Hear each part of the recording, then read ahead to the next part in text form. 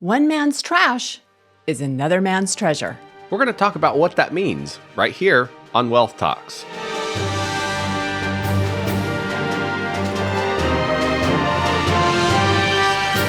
Well, one place that becomes very apparent is at a thrift store. People donate items they're no longer using, and someone else comes along, shops through them, and purchases them. Every once in a while, I like to go to the thrift store too and see if I can find some treasure. Most recently, I went in and found a project for Tom. He's not in the studio today, but I'm going to talk about it. I found a wooden high chair. The high chair was in really good condition, except that it was kind of rickety. I made my guesses that Tom could fix it. I brought it home, and sure enough, just a little bit of time, a few screws, a little elbow grease, and that high chair was fixed in no time. Someone's trash is now our treasure. I can guess who that high chair might be for. Yes, it's for our new little granddaughter, Emily. She's a treasure, most definitely, and now we have a great high chair for her to use. There's other things, though, that I find around the house that are no longer useful to me. And here's an example of a candlestick that I purchased years and years ago. In fact, it was for a couple of different houses ago. I had this set of candlesticks, and recently I was noticing that it has become very worn, especially during moves. Things get kind of clunked together. And so I was looking at this candlestick thinking, maybe I'm kind of tired of it. And it's got this worn spot that when I do use it, I try to put it where it can't be seen. But still from other angles, you can see, it's kind of messy. So I thought the candlesticks are something that probably need to go to the thrift store. But then I thought, well, wait a minute.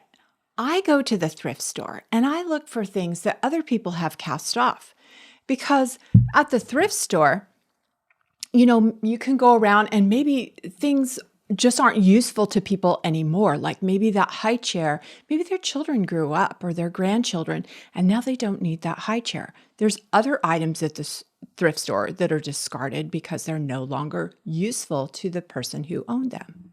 So these candlesticks, they're no longer useful to you. You could have taken them to the thrift store. Somebody else may have found them, have thought of a way to fix them up so that they could use them. That's a good point. And that's exactly what I started thinking. If somebody else were to go to the thrift store, how would they see these candlesticks? And maybe I'm not looking at these candlesticks with new eyes because I'm looking at them how they always used to look and seeing, oh, they're marred, they're scratched, they're not what they were.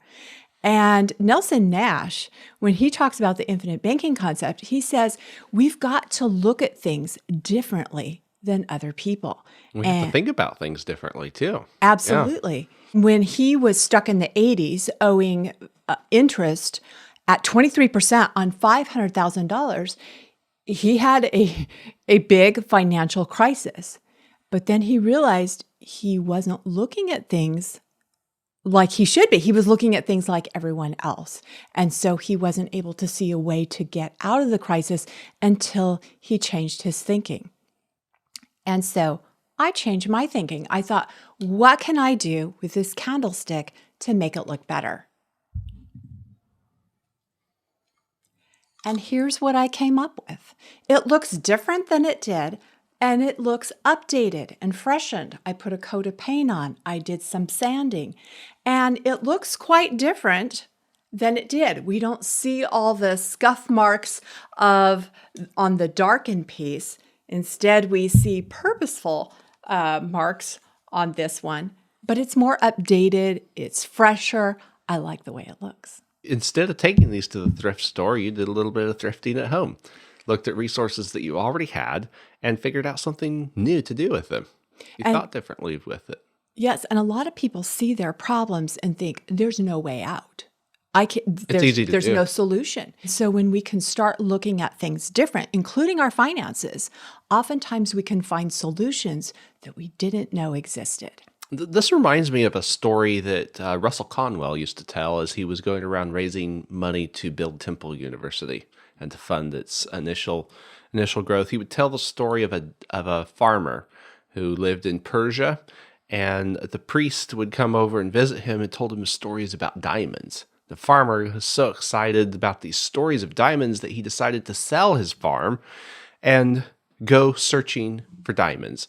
The farmer was wealthy, and the story says he was wealthy because he was contented. And he was contented because he was wealthy. Those Say two that things again. went together. He was contented because he was wealthy, and he was wealthy because he was contented. Wow, those two things are very much go together. But now, when he hears stories about diamonds, he's poor because he's discontented. He had a beautiful farm right there, had everything that he wanted, but he now wants to go in search of diamonds. So he ends up selling his farm, and he goes searching for diamonds all throughout Asia and Europe. Meanwhile, the person who bought his farm was out crossing the brook and happened to notice a stone flash in the water. He pulled it out of the water, set it on his mantelpiece as a curiosity. And the priest, the same one who had talked about the diamonds to the first farmer, came by to visit, and he recognized this is a diamond. He said, "Where did you find this?" And the farmer said, "Well, the brook is full of them out here." And they went out to the brook. They found more stones, just like the one on the mantelpiece. It turned out that farm was one of the most productive diamond mines. But the first farmer hadn't bothered to study what diamonds looked like before he set out on his trek. And so he missed out on one of the biggest opportunities of all. And the moral of that story is that we need to grow where we're planted. Start looking where we are right now for the resources that we can use. Think differently about our current situation. That can produce a lot of wealth. Whereas wandering, trying to find what we're in search of, that does not bring wealth. It brings poverty. And so if we're thinking, oh, this story is set in Persia, it's a farmer, he has farmland, and it's diamonds. No, I'm not interested in farming diamonds or looking for diamonds. So this story doesn't apply to me. Then the whole point is lost here. Of course. Because it's the moral, and the moral is grow where you're planted. Yeah, we have to look at the things in our own life, the things that we can do to make things better. And so many people hear stories of crypto. Oh, I'm going to go get crypto. Yes. Or they hear, oh, so-and-so's making big bucks in real estate. And so they jump into real estate. Or they think, oh, I can get a higher rate of return over here. So they rush over there. And maybe they hear about infinite banking. Oh, good. I'm going to plunk some money down on a policy and it's going to make me wealthy. Well, no, all of those could be pieces of the puzzle, but we have to really look at what can you do that satisfies your financial needs right now. And one of our greatest financial needs during our lifetime is? It's the need for finance. We finance everything that we buy. We either pay interest to a bank or we give up interest that we could have earned on our savings when we purchased something. This is something that Nelson Nash recognized as part of his thinking differently about the situations that we find ourselves in every day as it relates to finance. And when we recognize that everything has a cost to finance, then we can think differently about how we can recover that cost of finance in our life. Now, to build a system for infinite banking, it does take time. You have to put money in before you can expect to get money out. It's kind of like planting a tree. When was the best time to plant a tree? 20 years ago. But when is the second best time? Right now.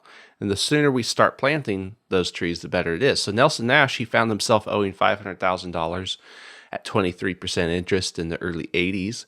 And he thought, how am I going to get out of this hole that I've dug for myself? He said, well, one place where I can access money is in the cash values of the life insurance that I have. He had been paying large life insurance premiums, so he had some substantial cash values, but he realized he had not been paying enough in life insurance premiums if he really wanted to use that as a financing system. He really needed to be paying more in premiums. And so he started, even right then, paying additional money in premiums, even while he was using some of the cash value to help pay off the debt that he had gotten into. Eventually, he got those snakes and dragons, the bankers paid off, and then he could recover that money into his own financing system. That did take time, though, just like it takes time when you plant a brand new tree. We're going to talk just a little bit more about planting trees when we get back from the break. And of course, if you've guessed that it's not just about planting trees, it's about planting for your financial future, you would be right. If infinite banking is a simple process, why does it seem so complicated? Could it be that infinite banking started out as something simple, but over time has morphed into a convoluted process of buying a policy to borrow from the policy so you can pay interest on your own money and still come out ahead? Could it be that some people selling infinite banking policies have made it seem exclusive just for the wealthy or financially savvy? Could it be that insurance terms such as modified endowment contract, 7-pay test, direct recognition, overfunding, and paid-up additions are hard to understand? We think the answer to all of these questions is yes. Infinite banking, as most people know it today, is too complicated and confusing. But it didn't used to be. That's why we've put together a binder called Infinite Banking Made Simple. It's just the essentials, no mind-bending magic or number gymnastics. Included in the binder are answers to the top commonly asked questions, like what is infinite banking, how does it work, and how much does it cost to start. We've made the binder available to you as a free digital download. Click the button to get your copy of the Infinite Banking Made Simple binder. You can also get a copy of this binder at mcpheeinsurance.com.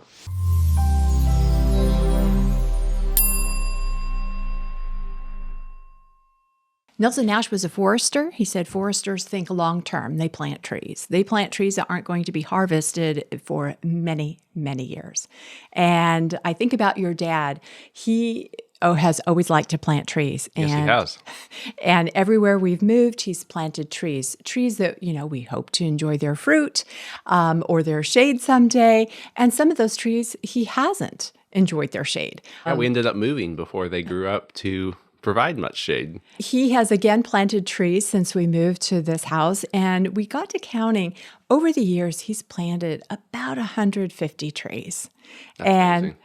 20 years ago, he planted some pecan trees when we lived in Virginia. Planted many trees, but he planted a pecan tree. And just a few years ago, we went back and visited that property, and the owner of the house let him stand under that pecan tree. How old would that tree be now? It would have been about 20 years old. Okay.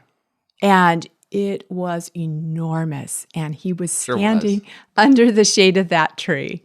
And so that was just really great to see. I mean, you hear the stories like that, but here he was. We have his picture under that pecan tree. Full circle. That's amazing. Last year, again, he was at it. He planted fruit trees. We didn't get any fruit last year, but guess what? This year, we might get a little bit of fruit.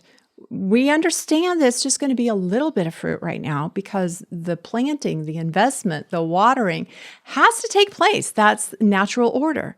Mm-hmm. But someday we expect a big yield on those trees. In fact, we'll probably have so many apples and pears, we won't know what to do with them. We'll be giving them away and preserving them and doing all the fun things, enjoying the fruit of the labors that he started now. Yes. Planting those trees, it's kind of like starting our own banking system. It's going to take a while as we put premiums into the life insurance policies that we're using to fund our infinite banking system. It's going to take a little while before the fruit is there from those efforts. But then once it's up and going, the fruit continues with very little effort. That's right. And in the early years, we will have a little bit of fruit. But sometimes people come to us and they think, oh, this banking system sounds great. I want to start a banking system and buy a house. Well, that's great, but it may take a little while to get to the point where you can buy a house. That's right. So you have to start with where you're at and look for financing opportunities along the way. You don't necessarily start with buying a house. But over the years, there's compounding growth that starts occurring.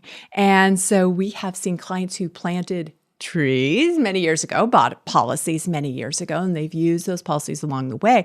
Then when 2020 hit, they looked at their policies and realized, oh, wow, I have enough cash value for reserves that if I don't work for a year, I've got money there. Mm-hmm. In fact, they became so confident about it, then while they couldn't work and had lots of time on their hand, they borrowed cash values to expand that business. And when they could open up again, they were in a great position to continue earning money. Such an excellent example of turning lemons into lemonade. When they started years ago purchasing that policy, they didn't look in the future. They couldn't look in the future to see what would happen in 2020 and what they would need their reserves for.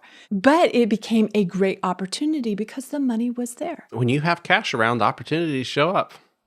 It's a fact of life. It just happens. And eventually, someone could use cash value in their life insurance for the funding of real estate. Oh, of course. And we have clients that have done that. Sometimes they start by borrowing the down payment for the real estate. Sometimes they start by, maybe putting a bigger down payment so they can get a better interest rate.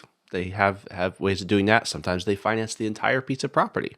So yes, you will eventually be able to use it for funding real estate.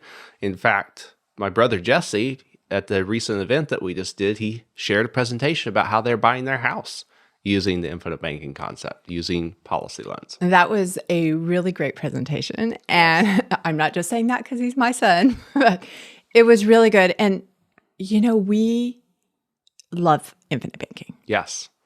We see the power of infinite banking all the time. But when Jesse put together that presentation and he showed the differences of the ways that a house could be funded, where someone could pay cash or someone could use a commercial loan, like a regular mortgage. Yeah, he looked up what would have been the interest rates if we went ahead and used the bank loan. He got the numbers for us right there. And then he started showing us what he did with infinite banking and how the numbers look then. And it was incredible. It's a massive difference. Huge. Like over $1 million back in their pocket versus hundreds of thousands to the bank over the years. When we look at a long-term example like that, the numbers do get big. And the thing we have to realize is that time's going to go by anyway. So what are you going to do to get in a position where that money can come back into your pocket instead of going to the bankers? When Dad planted that pecan tree in Virginia, it was just this little stick. It just looked like a stick in the ground. But when we went back 20 years later, oh, it's a massive tree. A big transformation. A big transformation because we weren't just stand there watching it. We may not have noticed it as much as if we had been there every day looking outside. Oh, is that tree ever going to grow? And then, it grows along the way. Well, and you have to think back, oh yeah, that was a small tree. But when we left it and it was just a twig and we came back and it is enormous, that's really makes an impression. Yes. And that happens in all of life. A baby is born like little Emily. She's so tiny. 20 years, things are going to look very different. But when we start something like that, we can't see the future. We can have expectations. And that was really neat to see with Jesse's presentation, how he was able to use the policies. And then he used the numbers to show us the expectations of what can be in the future with what he's doing. And that was powerful. Yes. So powerful that a couple of the attendees said, well, 3 of them have grown children that said, I need to get my kids involved in this. This brings up the question, how do you get started with infinite banking concept, or how do you help your friends and family get started with the infinite banking concept in their own life? We're going to go through some of the steps for this. We get questions about how to get started with infinite banking all the time. And a unique question that we got the other day was somebody wanted to know, can I park a bunch of money in this until I figure out how it works? And if it's something I want to do, could I get my money back if I don't want to continue doing that? That was a different way to formulate the question. What would be the best answer for that?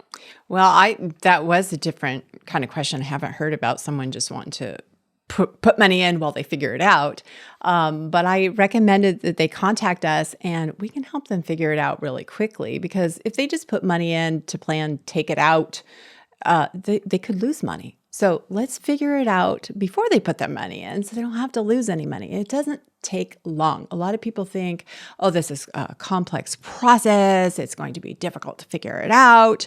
But at McPhee Insurance, we like to make things simple so that you can get the results that you want to get without having to take a long time to figure things out. And the best way to do that is simply to call us. That's the first step. Call and talk to us. It doesn't have to be a long phone call, 15, 20, 30 minutes, depending on the questions that you have. And we'll help you get started in the right direction. Oftentimes, I'll just take some information down so that we can schedule a one-on-one consultation over the web. So, because we like you to see the computer screen so you can see the numbers for yourself. And we want to design a policy that's going to work for your budget, help you meet your goals. Some of your goals are going to be immediate, and then we want it also to be there for long term. So we're going to help you make recommendations for what size policy you should have. Of course, we like to use the 10-20-70 rule, where 10%, at least 10% of your income needs to be saved. Like you said, John, if you want to be in the Millionaires Club, you've got to be saving more like 23%. But being able to start with where you're at, we've helped thousands of people. So we can help you figure out where's the best place to start and help you to know how to use those cash values so that you can be getting results and improve your finances. Some of the things that we cover in that meeting, we'll go over policy design, we'll look at your numbers, and make sure that you get your questions answered about what the process looks like for you to apply the infinite banking concept. And then, of course, there's always the technical steps. What do we need to actually get the application going? And Yeah, so you see the numbers, you say that, yes, that looks good. Now, what do I do next? Yep. So we take an application over the phone. Usually that application is signed electronically. That's really nice. So you take down all that information so people don't have to figure out the forms and figure out all the information they need. But Yeah, I can make it much easier than the system. Then there's a couple options for underwriting. There's accelerated underwriting where no exam is needed. There's also full underwriting where you undergo an exam, and I'll talk with a person to find out which is going to be better for them. And then, the underwriter will, just after a matter of time, approve the application. It can be just a couple weeks. Sometimes it takes longer if the insurance company has to go get doctor records, but it's usually a very quick process. And then we don't usually take any money up front. We just let the underwriting process go through, and then we check back with the client to say, is this what you want? Do you want to make any changes? And then we get the policy issued. And, they can sign electronically and pay electronically directly to the insurance company. that's a pretty easy process to get started, but it doesn't stop there, because once our clients have their policies, we continue to help them. So when they take their first loan, sometimes it's a loan for personal expense. Sometimes it's a loan that they're putting into their business to purchase something for the business. Either way, we can help you set up the loan documentation for that so you can get a repayment plan started back to your system. We often talk with clients who call in, they have an idea that for financing something, they want to talk it through with somebody. And so we'll talk through it with them and find out, does this make sense for the situation, for what you're trying to accomplish? So we're there as a sounding board for our clients, because we've seen a lot over the last almost 20 years now as we've been helping people with the infinite banking concept. So when an idea pops up, we can give you some perspective on that. Sometimes getting that third perspective can be helpful. Mm-hmm. And sometimes clients have had their policies for a number of years, and now they're getting towards retirement, and maybe their financial picture is changing a little bit, and they want to see, how can I use these policies in retirement? There's lots of options, and we can help them with that as well. Yes. So this is not just quick, buy a policy, stick some money in, and figure it out. It's a process that can benefit your whole life, and we're here to help you along the way. If you are going to build something of value, it always takes time. We have a sign in the office that says, great things take time to grow. The same is true of building your own financing system for the infinite banking concept using life insurance. It's going to take time, but the going is much smoother when you have a good guide. At McPhee Insurance, we are your guide. We help you get a good policy, and we help you use it throughout the years so that you can get the most value from your life insurance. Come back next week when we're going to talk more about using the infinite banking concept to grow and protect your wealth, right here on Wealth Talks.